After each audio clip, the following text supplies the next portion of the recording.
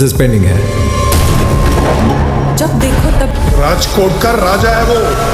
মুভির শুরুতে আমরা দেখি সিকান্দার রাজকোট একজন রহস্যময়, শক্তিশালী এবং নীতিমান মানুষ।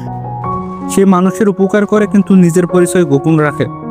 তার স্ত্রী সায়শ্রী, যিনি দেশের জন্য যুদ্ধ করতে গিয়ে শহীদ হন, তার মৃত্যুর আগে সে তার চোখ, হৃৎপিণ্ড এবং যকৃৎ দান করে যায়, তিনটি আলাদা আলাদা মানুষের জীবন বাঁচাতে। একজন গরিব মেয়ে চোখ পায়, একজন ছাত্র যে হাত পায়, একজন রোগী যার লিভার প্রতিস্থাপন হয়। তারা কেউ জানে না যে তাদের জীবন কে বাঁচিয়েছে।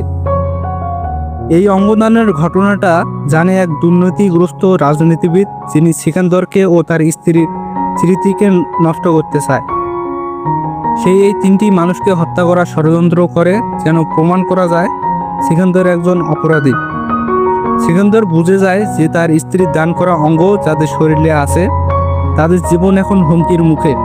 সে একে একে তিনজনকে খুঁজে বের করে এবং তাদের রক্ষা করে। এই অংশে অনেক অ্যাকশন, থ্রিলার এবং আবেগ মেশানো হয়েছে। শেষ দিকে সিকান্দর সব ষড়যন্ত্র ফাঁস করে দেয়।